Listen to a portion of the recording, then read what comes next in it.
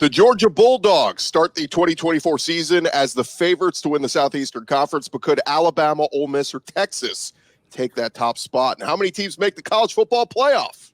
This is the 2024 Locked On College Football Season Preview, only on the Locked On Podcast Network, your team every day.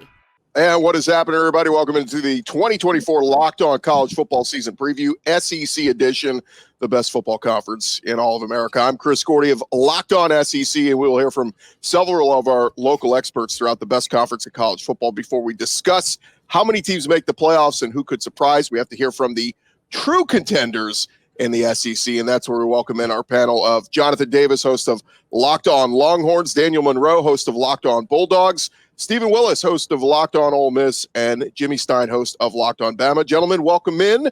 Good to be first in pod. Y'all are the contenders. It feels good, right? Oh, yeah. Feels great. Well, let's start with the champs, or the predicted champs, Daniel. The Georgia Bulldogs getting 46 first-place votes in the AP poll that just came out this week. Everybody's kind of consensus. They were the pick to win the SEC at Media Days. They're the number one preseason team according to just about everybody. Let's start with the Bulldogs. Why can Georgia win it all this year? Yeah, I think it's interesting. It's probably two different conversations. Favorite to win the SEC or favorite to win the whole thing. I think Georgia's got a really talented team coming back, obviously led by Carson Beck and the offense. But the schedule is going to make it difficult, I think, to even get to the SEC championship game, much less win the SEC championship game based on how things shake out. I mean, Georgia plays on the road at all three of these guys this year. And so it's a tough road. And so does Georgia have maybe the most talented team in the SEC? I think so. Does Georgia have the best chance to win the SEC? I'm not really sure if that's true right now. Let's jump over to Jonathan, who the Longhorns, it's not Alabama as the second best odds in the SEC. It's the Texas Longhorns. Steve Sarkisian, they take that huge leap forward last year. They make the playoff, and now here they are. Quinn Ewers is back and plenty of other cast of characters. Why can the Texas Longhorns win it all this year? Well, I think you look at the roster, you talk about that offensive line that could win the Joe Moore Award. Quinn Ewers, a certified Heisman candidate coming into the season. We did lose two running backs, but we know Steve Sarkisian has had a 1,000-yard rusher every year since he was at Washington. He's going to figure that out. We're 6 deep at wide receiver, 3 deep at tight end. And then you're looking at a defense that I think is going to surprise a lot of people this year. You also look at the schedule, right? We have Georgia on October 19th. Those are the big dogs. That's going to be a tough game in DKR. But outside of that, in terms of your SEC schedule, the next best SEC team you would play based on the rankings is Oklahoma, right? So Texas definitely has a favorable schedule. That's why I think Texas could end up in the SEC championship game and ultimately win it. Yeah, no, you mentioned those injuries. C.J. Baxter, one of the starting backs, goes down for the season, and Christian Clark, one of the incoming freshmen, he's out for the year. So it's, Jaden Blue, put him in bubble wrap. They're going to need him in that run game for Texas. Yeah, I don't want him doing anything until August 31st, Gordy. Yeah, for real. How about the Alabama Crimson Tide? It is a new day, a new age. It is post-life without Nick Saban and Jimmy Stein. Kalen DeBoer got a lot of people excited with Jalen Milroe back at quarterback to see what this offense could do. Yeah, the emphasis is sort of switching really from Nick Saban and his 17-year run of defense to Kalen DeBoer, bringing him in with obviously his offensive background. I think DeBoer arrived at a good time where he has an experienced quarterback who's a playmaker. The offensive line looks improved over last year. The running back situation looks improved over last year. Really, the questions for Alabama really are on the other side of the ball for really what amounts to the first time in 17 years. The other side of the ball is going to tell the tale for Alabama. I agree with the other guys. Schedule determines so much now. Now that you don't have an East and West, the schedule's a real grab bag. And, Georgia's is really tough playing everybody on the road. Texas a little more light. I think Alabama's somewhere in the middle between Texas and Georgia there. But 3 road games against top 15 teams, that's going to be awfully tough for any coach, particularly one in year one. But the emphasis is on the offense and what Jalen Milroe can do in this Kalen DeBoer scheme. Yeah, the good news for Alabama, they get a couple of tune-up games with Western Kentucky and South Alabama to kind of get their feet under them and get some of those young DBs some experience and some early playing time. How about the Ole Miss Rebels, Stephen? Lane Kiffin, all he does is just keeps winning in Oxford, taking this thing to the next level and the next level. And, I mean, I guess the next level is making it to the playoff. And you look at Ole Miss's schedule, my goodness, I mean, even if they lose their 2 toughest games, they're going to go 10-2 and likely make the playoff. Yeah, and Jackson Dart is a third-year starting quarterback. He's like the ultimate unicorn in college football, a Lane Kiffin year 3 quarterback, to where if this season just goes to chalk, he's going to end up the winningest quarterback in Ole Miss football history, a school that has had 2 Mannings and have about 90 to 95% of the quarterbacking records. And that's not the story of this season. The story of this season is the fact that they really bulked up through the transfer portal on their trenches after the Georgia game a year ago. That's going to give them a chance to really compete for a championship this season. Daniel and Jimmy, one of the biggest early season games, and it's weird to get this game on September 28th, but it's Georgia in Tuscaloosa playing Alabama. I mean, it's a huge game, and it kind of means something. It used to be when you were a West team playing an East team, you go, if we lose that one, it doesn't matter. We'll still win the West. Well, now this thing's wide open, so this game does mean a little bit more. Daniel, thoughts on playing this one so early in the year? Yeah, I think it's fun when you look at the way Georgia's schedule breaks down. It's obviously tough, but you get Clemson in August, you get Alabama in September, you get Texas in October, you get Ole Miss in November. And so it really is spread out and spaced, those marquee games that Georgia's going to be in. But yeah, I mean, this is, it feels like an SEC championship game between these 2 teams, but the likelihood is that the loser of this game is not going to the SEC championship game. And so I do think it means a lot. You add teams, especially quality teams like Texas, no disrespect to Oklahoma, a little bit more down this year maybe, but you add teams and you add quality teams like Ole Miss are on the rise, teams like Mizzou, or, there's a lot of good teams in this conference. I think if you lose this game in September, yeah, you're still in line to make the playoff. It's still going to be fine in terms of big picture goals. But if you're trying to make it to Atlanta and win the SEC, it's going to be a tough road in front of you if you lose that game. So, yeah, it means a lot. Jimmy? Yeah, it's a huge game. This has turned into one of the league's better rivalries, really. There's been just so many high-profile Alabama-Georgia matchups. It's not like they're just playing in the regular season. There's been a lot of matchups in Atlanta and even in the college football playoff. In that sense, it's big, but I agree with Daniel. The loser of this game is still going to be favored to make the playoff. So in that sense, it's not that big of a game. But on the other sense, if you want to get to Atlanta and play for the SEC championship, it is huge. It's hard to imagine the loser of that game making it to Atlanta, but it is going to be really big. And Alabama will have it at home. Alabama's other tougher games, I think, are on the road. So it'll be interesting. It'll be a heck of a first night for Kalen DeBoer in the SEC. Yeah, the expanded playoff gives you a little room for error, but not a ton of room for error. You still got to win some of these big games. And Jonathan, when I look at Texas's schedule, there is no Ole Miss, there is no Alabama. They do get the luck of the draw, I think, with this schedule. We mentioned you will get Georgia at home, but that Oklahoma game, I mean, to me, still probably the biggest game on the schedule because they've kind of had your number here in recent years in that rivalry. Yeah, 2 out of the 3 years that Steve Sarkisian's been at the University of Texas, Oklahoma has won that game. I think when you look at it, they're replacing almost their whole offensive line, and then they're replacing Dylan Gabriel coming in with Jackson Arnold, who only has 1 career start. And in that start, he threw 3 interceptions. So, I do think, like Daniel said, that this Oklahoma team is down. But, when you look at it, I think the last 10 years, 8 out of the 10 games have been 1-score games. So anything can happen in the Cotton Bowl. Anything can happen in Red River. It's going to be a very interesting matchup. But the way it's gone, Texas lost, Texas won, Texas lost. So if you're going by that, it's our year to get a victory in Red River. It still feels weird to be talking Texas and Oklahoma here on our SEC show, but here we are. Get used to it, Gordy. Got to get in line. This is a new SEC. Stephen, you look at Ole Miss's schedule. What game or 2 concerns you most? The LSU game is probably the most important game on the schedule because obviously a Georgia game sitting out there. If Ole Miss gets to the Georgia game undefeated, that's going to be one of the biggest games of the season in the Southeastern Conference. But to get there, you have to get through LSU and Oklahoma. So those 2 games are very, very important. Oklahoma is an 11 o'clock in the morning game, which for a team that's experiencing the Grove for the first time to have an 11 o'clock in the morning kickoff, I kind of feel sorry about that. But those two games are probably the most important. The most likely traps on the schedule, though, is probably the Arkansas game and the South Carolina game, because South Carolina has this weird fetish about Juice Wells that I just don't understand. Well, he did come over from Columbia. He is now in Oxford. And by the way, that LSU game, Ole Miss has not won in Baton Rouge since 2008 when Houston Nutt was the head coach. So it's been a while. Lane's going to have to do something he has not done yet in his tenure in Oxford. All right, guys, I want to kind of open it up to the panel here.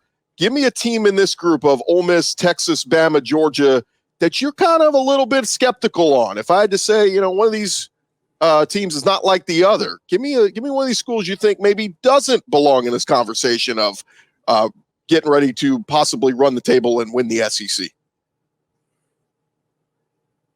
Nobody wants to go first here. Yeah. Well, I'll say, Ole Miss, I think is a team that it would be fun if it was a year where Ole Miss was playing Texas and Ole Miss was playing Alabama and not just Georgia. I think Ole Miss is going to be really helped by the schedule.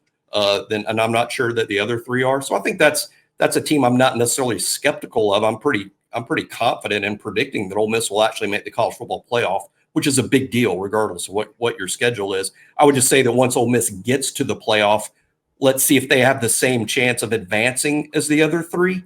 But really, I think all four of the teams that are featured in this segment are national top 10 teams this year. And there'll be great matchups if all these teams end up playing each other. But Ole Miss is the one where I'd say, are they as talented overall depth-wise as a Georgia, as a Texas, as an Alabama? That starting 22, though, looks really good. Yeah, if I'm going to, name a team, I think all of these teams are going to be really good. But if in terms of skepticism, I think it would have to be Alabama, right? When you replace Nick Saban, even with a coach that's won 90% of his games, you still don't know what to expect. I think Jalen Milroe was really good at times last year, but at times also left things to be desired. That offensive line, you're hoping they can take a huge leap. I remember the Texas game, they were not good at all, got better over the course of the season. And then, like Jimmy said, the defense, is a question mark, especially when you lose a phenom type talent, like Caleb Downs. So I expect Alabama to be really good, but in terms of all the teams on the panel, they have the less continuity coming in. And so, we have to see it. And continuity means a lot in college football. And it's a great point. It's a lot of people wondering if Kalen DeBoer can do it at this level. Look, they say, oh, he won all those games. Well, this ain't Sioux Falls, buddy. It's the SEC. You got to prove it here on the biggest stage. And Steven, you got a team in this group you think maybe might not be here come the end of the year?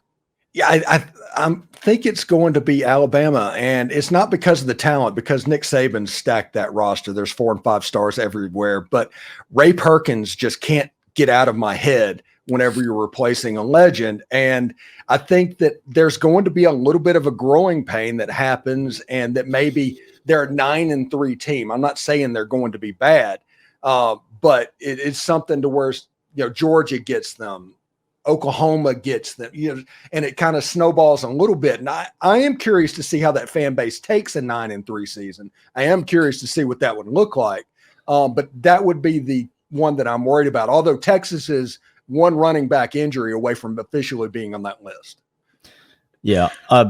Steven, I think we know how the Alabama fan base is going to take a 9-3 season. Like we all know what that fan base is going to do if it's a 9-3 campaign. Yeah, I think it's tough, Gordy. It's a tough question. You're just trying to get rival fan bases mad at us and messaging us on Twitter, which I appreciate. I can appreciate it for the content.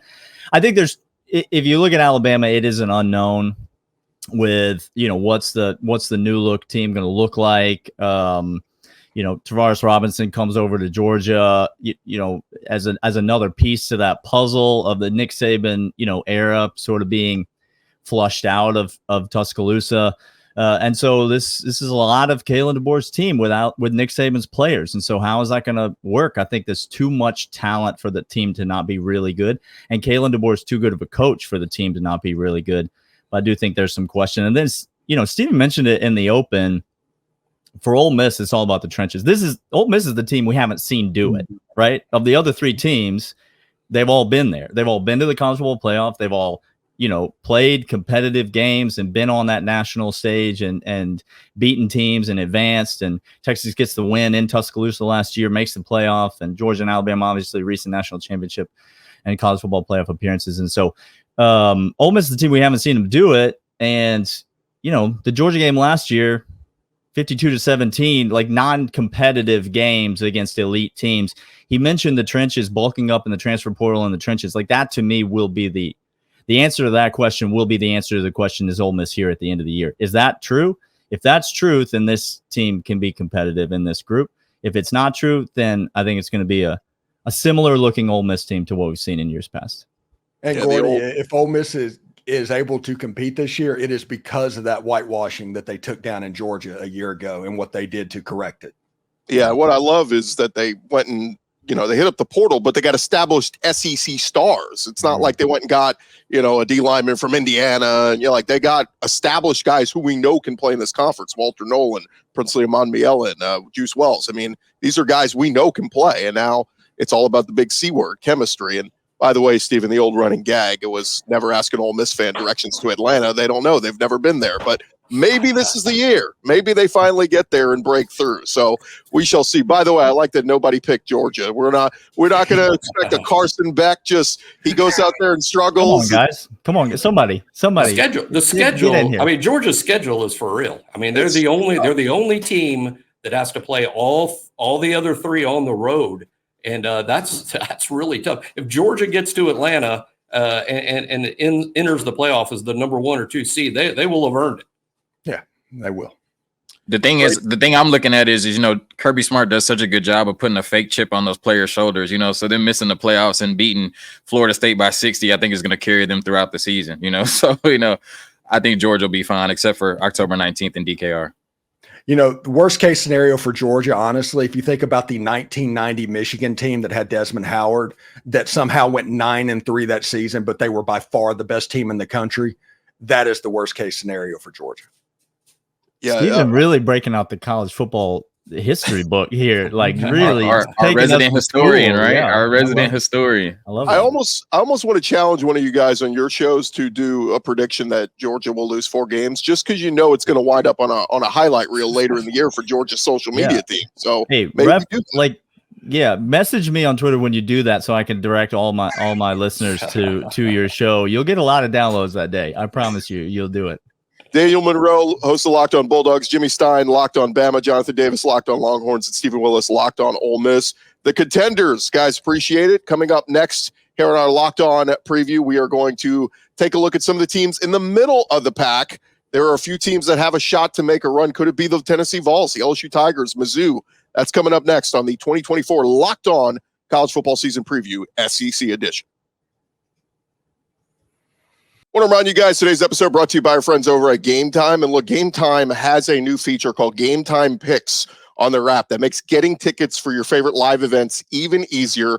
Gametime Picks filters out all the fluff to show you only incredible deals on the great seats, so you don't have to waste time searching through thousands of tickets. It is awesome in the Gametime app. Go check it out. They've got the all-in pricing. That's my favorite feature. You toggle that. It shows you your total up front with no surprise fees at checkout. Of course, seat views is an awesome feature. You get a panoramic view from your seat in the app before you buy, so you know exactly what the view from your seat is going to look like. Of course, they got the lowest price guarantee. Gametime will credit you 110% of the difference if there is a difference in the price. And of course, the Gametime ticket coverage, your purchase is covered with the most flexible customer service policy in the ticketing industry. Go take the guesswork out of buying tickets with the Gametime app. Download Gametime today, create an account, use our code LOCKEDONCollege. If you've never used them before, it's going to get you $20 off your first purchase. Terms apply. Again, create an account, redeem our code LOCKEDONCollege, get $20 off. Download Gametime today. It is last-minute tickets, lowest price guaranteed. Today's episode also brought to you by our friends over at FanDuel. And look, all throughout this summer, FanDuel has been hooking up all customers with a booster bonus daily. That's right. There's been something for everybody up there every day, all summer long. All you got to do is head to FanDuel.com and start making the most out of the end of your summer and then the start of college football season. It's upon us. All those week 1 lines, they're up there right now. You want to get in on some of the action? You like LSU? Minus the 6.5 against USC, you can get in on that. They got that right there. Maybe some of the heavy favorites. If you like Texas to cover a big number against Colorado State. They got that for you over at FanDuel. Hey, maybe you feel a little bit gutsy. You think Texas A&M could cover that 1.5 at home against Notre Dame in week 1. They got it there at FanDuel. All you got to do is go to FanDuel.com, start checking out all the action again. If you've never signed up before, take advantage, download the app, get signed up just in time for football season. And of course, FanDuel, they're also the official sports betting partner of Major League Baseball. Our 2024 Locked On College Football Season Preview SEC edition continues on here as we get to the next crop of teams in the SEC. And we welcome in Andrew Stefaniak, host of Locked On Aggies, John Miller, host of Locked On Mizzou, Eric Kane, Locked On Vols, Matt Moscona, host of Locked On LSU, and Jay Smith, host of Locked On Sooners. Gentlemen, welcome in, and we're making a case for your team. We'll start with you, Andrew. The Aggies, man, have they come light years from the doldrums of Jimbo Fisher and the buyout to now all of a sudden a preseason top 20 team. Give me a thought on the Texas A&M Aggies and what to expect heading into 2024. You got a healthy Connor Wegman for the start of this season, a quarterback who many in college football aren't talking enough about. You've really fixed the issues you had last year in the secondary. Coach Elko nails it in the transfer portal. Texas A&M is a football team that a lot of people are writing off, but as Geno Smith said, they aren't writing back. This is an underrated football team that I really think could win more football games than many expect. Yeah, big loss with losing Ruben Owens just recently, but of course they still got Amari Daniels and Le'Veon Moss in that backfield. And you mentioned Connor Wegman, the quarterback, and to see if he could take his game to the next level this year. John Miller, Missouri, man, what a year they had last year. Last time we saw them, they're beating Ohio State in the Cotton Bowl, and yet still they can't get into the preseason top 10, just outside the top 10, outside looking in. But that might be just what Eli Drinkwitz wants with this team, saying, hey, don't hype us. We'll start at 11 and we'll work our way into the top 10. Yeah, it seems like the consensus is Missouri's right there in terms of being a contender for the playoff, but nobody really has the guts to put them in there. Well, I have the guts to put Missouri in there because I think with the lion's share of that offense back from a really good team last year, really the question mark is 5 guys drafted on defense this past spring, a new defensive coordinator. What does that side of the ball look like? That's the question to me, but I think the Tigers truly are a college football playoff contender without a doubt. Eric Kane, I know he spent much of this offseason rehearsing pronouncing Iamaleava. Give me the thought on Nico and the Vols in Josh Heupel's third year there at Knoxville. Now, I learned that name in 2022. I mean, my point is the anticipation has been there for years, and finally it's Nico time in Tennessee. So, I mean, that's where it starts, that's where it ends. I think Nico's got some playmaking ability, that rivals some of the best quarterbacks in the country. If he all puts it together, the way Tennessee's coaches and some of the talent evaluators and the recruiting industry believe that he can, well, Nico's going to be one of the best quarterbacks in the country. But not just Nico, he's got playmakers at wide receiver, super, super deep there. In my opinion, the best defensive line in the SEC, one of the best defensive line, deepest defensive line in the country, no doubt, and the best pass rusher in the country with James Pierce. I mean, Tennessee's a very veteran-led team. You got a good quarterback in there, and I think it can click this year for Josh Heupel, and Tennessee should be the real deal. Matt Moscona over at LSU, Brian Kelly, man, year 3 at Cincinnati, a monster year. Year 3 at Notre Dame, a monster year. Here he is, year 3 at LSU. Is this the year the Tigers break through and make the playoff under Brian Kelly? Well, I know that's the hope, and Brian Kelly's been big on by year 3. He's got his systems, his culture all implemented. I don't know if this is the year. I don't think, as silly as it sounds, you lose Jaden and 2 first-round picks at receiver. They've got tons of talent on offense. But they were historically bad on defense a year ago. I mean, they've been playing football since 1893. That was statistically the worst defense ever. So they'll be better, but how much better is the question to fill that gap. And a schedule filled with landmines, it's possible. Vegas has their over under 9.5. On the high side of that, they get to 10-2. They could get in, but that'll be a heavy lift if they get there. Jay Smith, the Oklahoma Sooners, welcome to the SEC. My goodness, you look at that Sooner schedule. It is brutal, but what can the Sooners do here in year 1 in the SEC? You look at the Vegas win totals. FanDuel, they got them at about 7.5 wins, so not huge expectations for Oklahoma, but where are you on your Sooners? Yeah, because the questions there is going to be the offensive line, bringing in 5 new guys. Luckily, we have a coach, Bill Beatonbow, who's been there for 12 years. So for Sooner fans, that's not that much of a concern, just questions to see who's there and then a young quarterback. But the one thing that we do have is Brent Venables as a head coach, bringing back 86% of our defensive production, which is number 3 in the country. Phil still has our linebacker unit and our secondary unit as the best ones in the SEC, number 2 in the country overall, because it's all veterans. And when you have a Brent Venables-led defense with a bunch of veterans, that means that defense is going to be pretty good. They have been trending towards the same trajectory he had at Oklahoma and Clemson. So it appears that if things fall in the right spot, may have a top 10 defense.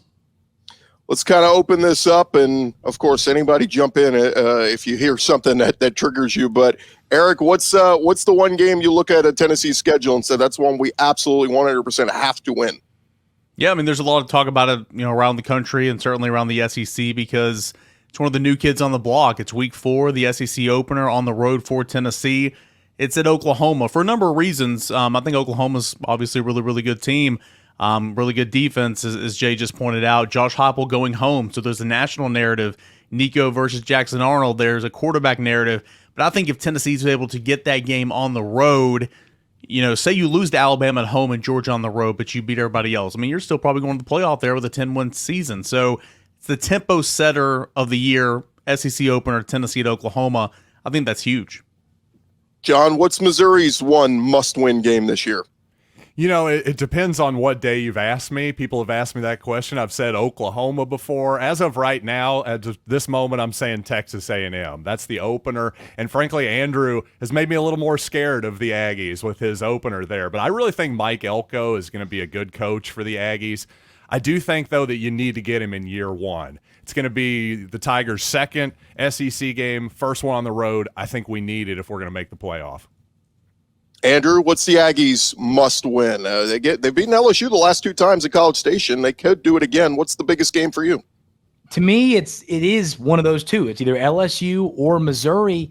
I look at this Missouri team and I go, okay, both of those teams are coming to Kyle Field. What am I more scared of? A guy in Nussmeier who I really like, but he hasn't proven it yet fully. Then you got a quarterback in Cook, who he's a veteran. He's played a lot of good football. And I'm a believer that Missouri is a team that people, while they're ranked high in the AP poll, people aren't talking enough about them. So I think the must-win game at home for the Aggies is that matchup with LSU because I'm a little bit more concerned about Missouri. Matt, I give you one guaranteed win for LSU this season. You can pencil in a W on any mark on the schedule. Where are you putting it? Do you mean the most important or just I can have LSU in any game? You can put a W next to any week. Which Alabama, one you doing? I've talked so much trash about Alabama this offseason. I would love just nothing more than to see LSU beat Alabama so I can troll the hell out of Alabama fans even more. But Gerdo, it may not matter. Andrew thinks the Aggies, despite being 20th and winning, 5 games last year, are underrated. John thinks that Missouri lost 5 defenders, but they're still going to, and they're DC, they're going to be great. Apparently, Tennessee's got the 85 Bears on defense, and Oklahoma's got a top 10 defense. And that's not including Georgia, Texas, Ole Miss. I mean, LSU shouldn't even show up, man. Apparently the SEC is the deepest it's ever been, and everybody's going to the playoff. I love it. By the way, the Aggies won 7 last year, so give them a little bit of credit. Oh, damn. It's a good season at Kyle Field. Yeah, 7 wins. Huge. Way to go, Jimbo. Yeah, it was an interim coach. John, what's the biggest concern for Missouri if you had to pinpoint one issue on your team that keeps you up at night? Yeah, I mean, it's just the defense in general. There's some question marks there just in terms of new faces and all that good stuff. Of course, hey, as Matt well knows, y'all stole our defensive coordinator. Congratulations. You have Blake Baker now. So we're going to have to see what happens there. I feel pretty good about what Missouri has here, but it's totally fair to make that a question mark. Offensively, I think Missouri's going to be one of the elite teams in the country. Defensively, just based on what I've heard on fall camp, I like what I've seen. If I'm on the outside looking in, totally fair to question it. Jay, what's the biggest concern for the Sooners? For us, honestly, it's going to be the tight end room. We haven't really had a tight end play very well since like Ren Willis did 2 years ago. Last season, it was pretty bad with Austin Stogner. As much as I loved him, he was a shell of himself. And so for us, especially in the Seth Luttrell offense, he needs to have some tight end play that's going to be good. Now, bringing in some transfers, cool. But until I see them on the field, I got questions. I think that's probably one of the bigger concerns for me this season. Eric, what keeps you up at night with the Vols? Secondary, brand new starting five back there in the defensive secondary. A lot of key depth pieces, a lot of experience has left the Tennessee defense. But as Matt pointed out, 85 Bears up front might not be as talented, but probably deeper than that unit. Best cornerback on Tennessee's roster is number 29, James Pierce. So I think that defensive secondary is going to be okay. Yeah, and by the way, the Vols, they lose Jordan Thomas, their star player for the season, but Boo Carter, straight out of a novel, hopefully stepping in as a true freshman. Andrew, what's the biggest concern for the Aggies?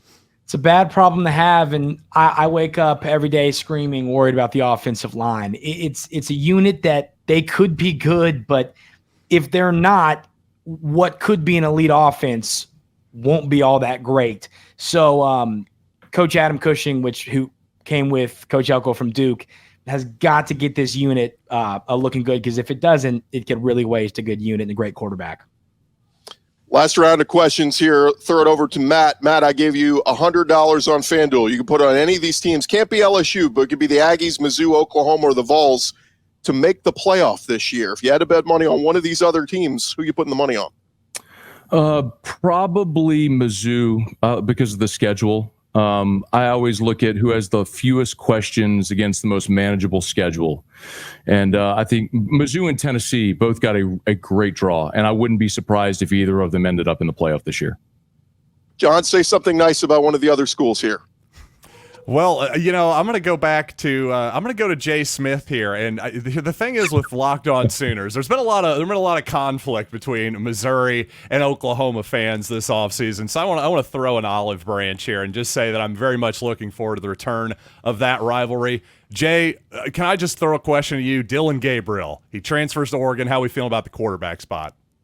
Oh, I'm loving it. There's a reason why Dylan Gabriel left, right? It wasn't because that he wanted to. It's more so because he knew that Jackson Arnold was the next thing. And so he was recruited in to be the guy. And we saw some flashes against Arizona. He looked like a true freshman, and he looked like a veteran at the same time. So for me, I'm pretty excited about the way he's going to look this coming season. Andrew, you got something nice to say about one of the other teams on here? I've already done it a little bit, but yeah, I'm a believer that this Missouri team is better. I think there's two sides of this argument in the SEC. There's the people that go, they're a one-hit wonder, they're the Macarena, or then you've got the people that are going, okay, Missouri's the real deal. Coach Drink has them looking good. And I think it's a football team that is going to make the playoff. And after that, people are going to go, okay, Missouri's here to stay.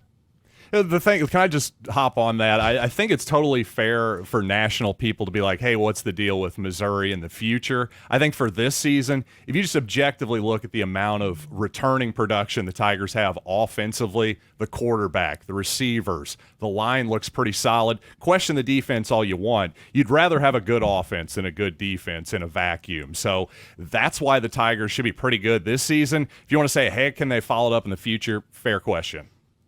Eric, you like one of these other teams to make the playoff?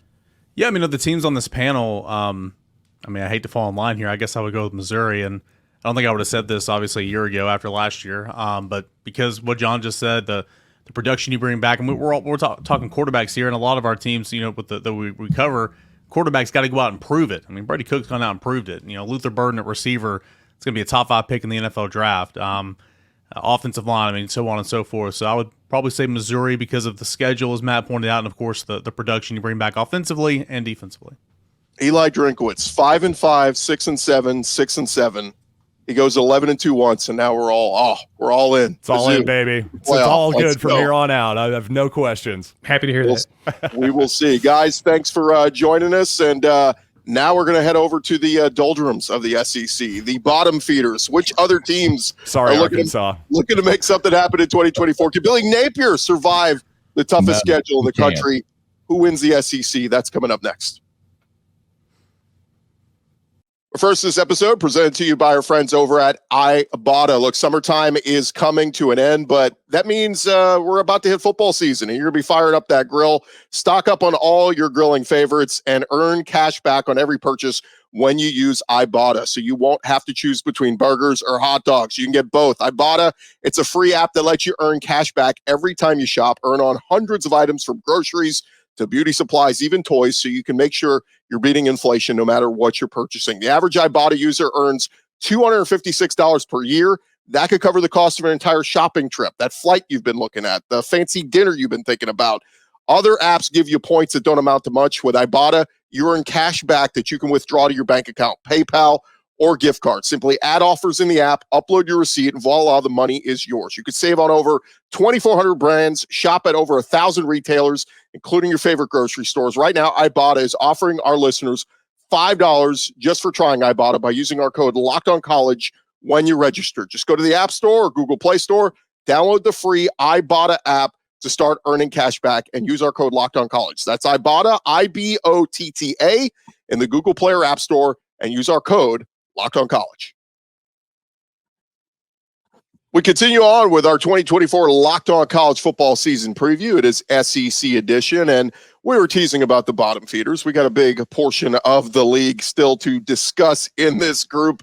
And joining us now on our panel, it is Brandon Olson, host of Locked On Gators, Zach Blackerby, host of Locked On Auburn, Chris Marler of Locked On Gamecocks, Corey Burton, Locked On Vandy, and John Neighbors, host of Locked On Razorbacks. And wouldn't you know it, Kentucky, they're too focused on basketball season. Lance Dawes not joining us this evening, and we'll also throw in a nugget or two on Mississippi State, but Jeff Lebby, he's got his work cut out for him this year. Guys, welcome in, and man, oh man, I like this group because there's somebody in this group that's going to have a better year than people are expecting, and I don't know who that's going to be. Zach, who's that going to be? I think it's going to be the Auburn Tigers. I think this is an 8-4 football team with who they have on their schedule. I mean, I think they beat Arkansas. I think they beat Cal. I think they beat Vanderbilt, and I think they beat Oklahoma as well to start 5-0. And so when you look at what they're able to do after that, they've got a tough road stretch of going to Georgia, going to Missouri, going to Kentucky. If you can somehow win one or two of those, you've got a really solid chance to be an 8-4 football team. Brandon, I assume you want to sell me on the Florida Gators? I don't know if I want to sell you on the Florida Gators more or sell you on not the Auburn Tigers more. Do that one. Sell us on not the Auburn Tigers. This man just told me that they're gonna go beat Oklahoma, and I watched them lose to New Mexico State by 3 touchdowns last year. And I'm just saying that entire operation is now in Nashville, so go figure. That is true. That is true. No, all right. So, like, why is Oklahoma all of a sudden this scary force? They're replacing 5 offensive linemen. It's going to be their first time that their quarterback's on the road, and they're going to Jordan-Hare Stadium. Are you kidding me? This isn't some like unbeatable team. When's the last time a non-conference team came to Jordan-Hare besides Mexico State? Was it Penn State? Because that was not close. That's true, but thankfully Oklahoma is a conference opponent. That's fair, yeah. Well, and if you listen to Hugh Freeze, I mean, he's throwing out there he should have had more wins against Saban. I mean, maybe he should have had more wins last year at Auburn. Maybe that's what's getting them excited for this year. John Neighbors, Arkansas, arrow pointed upward. Where are we on the Hogs? Well, yeah, if you look at it, Calipari did a great job in the transfer portal and got the number 1 group, and recruiting was all got, but yeah, I mean, basketball, right? It's what matters. No, like, listen, Arkansas went 4-8 last year. They went 1-7. They actually beat Florida in Gainesville. That was so. The fact that Napier still has his job after that's a joke. But here's the thing: Bobby Petrino's back. I still can't believe it. And the last time Bobby Petrino was here, he went 21-5 in his final 2 seasons, and he also wrecked a motorcycle. So it's like, did he though? What do we got to lose? That's the most Arkansas thing ever. Listen, we got Bill Clinton, John Daly, Bobby Petrino, Jerry Jones. There's a pattern here of the type of people that we have at Arkansas. Hey, listen, incredible. We know who we are. We hate everybody equally. Corey, you heard it from John. Arkansas now just a basketball school. Vandy's kind of been a baseball school, but they're hoping to win a couple more football games this year. And it's got some new faces around there. You mentioned the staff from New Mexico State, Pavia, the quarterback, Nate Johnson, a quarterback from Utah. So Vandy win a SEC game this year. It sounds like a crazy task, but it feels like that's the goal. Yeah. I mean, every game's a toss up, I guess, but there's some that are gettable. I mean, it can only go up. I mean, they were 2-10 a year ago. It can only go up, and FanDuel has them at 2.5 wins. So, I mean, their first three, you could probably hit the over in the first three with possibility. I mean, Virginia Tech is a gettable game at this point. But there's been some improvements. There's been some things that Vandy's doing with the staff, with the philosophies and things like that. Like, it's not the same 2-10, crap fest it was a year ago. So we're looking to hopefully improve and maybe get one. I'm hopefully either Chris or Zach's team might be one of those in the crosshairs. Hopefully, I was about to say I think Vandy takes it to South Carolina. If they do, I'm going to quit this show. That's going to be a tough sell for me in the month of November. Listen. First off, I've said this for the past 2 years in a row, or maybe it was in 2022 because they went 2-10 last year. But Vandy over 2.5 wins feels like the lock of the year in the SEC. Like, they will get 3 wins. I don't. That's not where like the benchmark wants, like where you want it to be in Nashville, obviously.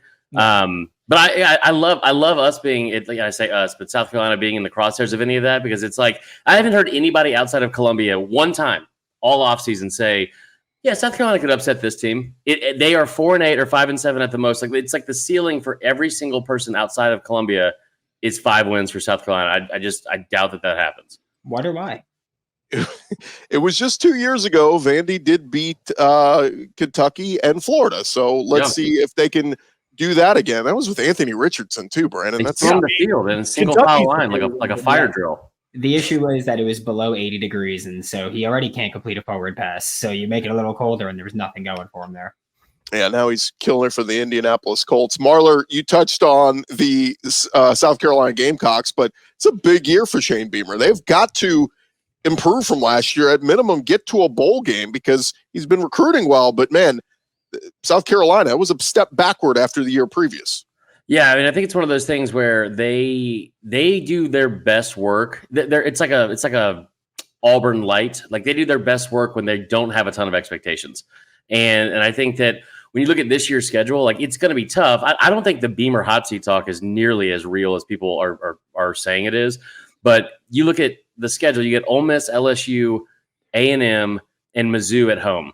They're going to beat one of those teams. The road record for those teams speaks for itself. They're going to jump up and get somebody, because I think this is like, it's August. We love offseason topics and confirmation bias, what we think we know. But there's always room for, there's always upsets in college football. I think they're going to jump up and get one of those teams. Brandon, as we look at the Florida Gators, obviously the biggest question is, I mean, it's the toughest schedule of anybody out there. Got to do some early season work for Napier. Got to get these wins early. Yeah, it's definitely going to be tough. The way that I look at it is that if you don't win those early games, it's really hard to sell me that you're going to win some of those late ones. Luckily, you get 8 games at home, so that helps you. Unfortunately, no Vandy, no South Carolina, so that's tough stuff there. I do think that the tough part about the schedule isn't that you're playing every elite team. I think it's that you don't get an off week. Basically, you have Samford in week 2. And 11 Power 4 teams. It's not an easy schedule. And when they put together the out-of-conference schedule, there were more Group of 5 games. Then UCF moved over, and things are going to get a little rough. But hey, I think that if you win 6 games, you keep your job, Billy. But wow, what a bar! Don't even start, Zach. I don't want to hear from coaches and being on the hot seat. That is, you do not get to talk right now. You don't come to my defense, Chris. All right, just so you know how bad you got to be for Billy Napier to be 2-0 against you. You guys could win the state of Florida and still be 5-7, and that would be the most hilarious thing that happens in college football. You could go 3-0 in the state of Florida and still go 5-7. Hell of a recruiting class would come in then. Hey, Phil Steele told me 2 weeks ago he's got Florida at 8 or 9 wins. So he's a big fan of Graham Mertz. I've heard him talk about Graham Mertz. He's got 2 fans now, which I think is big. Yeah. Did Bill tell you that after he told you all of his preseason records for the last 20 years? I just want to make your quarterback's still Peyton Thorne, right? It is. Ooh. And I Okay, bet more Peyton opinions. Thorne throws for more this year than Graham Mertz does. I'll take that bet. Okay. We'll talk off air. We'll figure something out. Okay. He'll take it. I can't take that bet because we're going to run the ball so much when we go 12-0. Why didn't you tell me that before I said that, Brandon? Never mind, Zach. We're going to get to SEC predictions here in just a second, but let me go to John Neighbors. I like doing this segment. We did it last one. John, say something nice about one of the other teams on this panel. No. Why would I do that? Come on. You got to like Auburn or the Gators or the Gamecocks. You got to like one of these groups to Yeah, something yeah, nice I like from this draw. group. This group of teams is the ones that were in the third class on the Titanic. We had the best time. We were dancing around with Irish music and getting drunk off beer. Yeah, that's about as cool as it is. Like we're out here. Everyone else is in the champagne room, and we're down here just trying to get scraps and everything we can. No, I'll say something. I'll say something nice about I don't know, Vanderbilt. I love Nashville. Yeah, it's great. Yeah, you do. That's all I got. There you go. There you go. Hey, that's enough right there. Corey, you think we're underrating one of these teams in this group? Possibly John's team. Not to pump his head up anymore, but John's team. I think Taylon Green at quarterback. Taylon Green's going to be a special quarterback there. So I really like the way he plays, and Sam Pittman is going to get a second chance here. I think. I hope so. I don't know how you feel about. I don't know how you guys in Arkansas land feel about Sam Pittman, but I mean, it's like they love him if he wins. But I mean, I just think it's weird having a coach that everyone kind of likes. I don't know. I don't like it. You know, like it's just like everyone hated Eric Musselman. Everyone kind of hated Bobby Petrino. Everyone kind of hated Brett Bielema. I mean, God hated Chad Morris. So it was just like, you know, it's weird. But I think people are like rooting for him. They want him to win, but he's got to win. So yeah. That's how it feels with Clark Lee. They like Clark Lee, but it's just hard to root for him right now. Billy Napier, nice guy, but Florida fans are like, you got to win now, Billy. All right, let's start here, guys. Give me your predictions. Who wins the SEC? Give me the two teams that play for the championship and who wins it. Brandon, we'll start with you. I get to say my nice thing. Arkansas, Vandy, South Carolina. You're not Auburn. Good job, buddy. Proud of all of you there. It's the best thing I could say about anybody. I'll take it. I feel like we probably see Georgia, and it's just the worst. I feel like we probably see Georgia, Bama. I feel like that's going to be the combo, and I'm picking Bama because I refuse to pick Georgia. That's where I stand on it. Wow. Kalen DeBoer gets it done in year one. Zach, who's in Atlanta? Yeah, my SEC Media Days pick was Georgia over Bama. So, wow. Yeah. Chris Marler?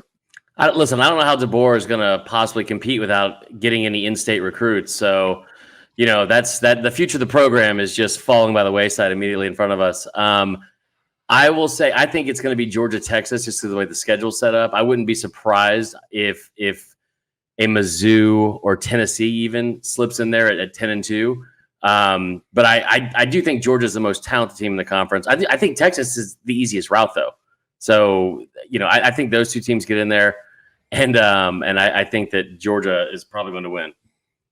Corey, who you got? I think it's going to be Georgia over Texas. I agree with Chris on that one.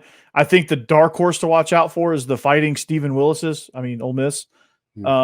There's somebody to watch out for, but I think ultimately it's going to be Georgia versus Texas in a rematch in the Battle of Austin. So, Neighbors, who you got in Atlanta? I mean, I feel like it's going to be a team that, like, there's not going to be a new team that's never gone to the SEC championship in there this year. So, no, it's not going to be Missouri. It's not going to be Ole Miss. Like, all these teams. And it's not going to be Texas either. It's not going to be Oklahoma. It's not going to be anybody. It's going to be Just answer the question, John. It's going to be Georgia, Alabama, and that's what it's going to be. Like, everyone's going to be like, oh, man, who's going to be the surprise this year? And it's not going to be anybody. It's going to be the same dadgum teams every year. So, man, by the way, I don't like this pessimistic version of Neighbors at all. We need to get you back in Nashville. What's going on? Yeah, I'll tell you what's going on. Like, Arkansas doesn't have a true rival in any sport. We have to hate everybody equally. So here we are. Like, I just hate everybody. I hate everything. Arkansas had the worst 3-sport year ever because basketball had a losing season, football had a losing season, baseball gets bounced out.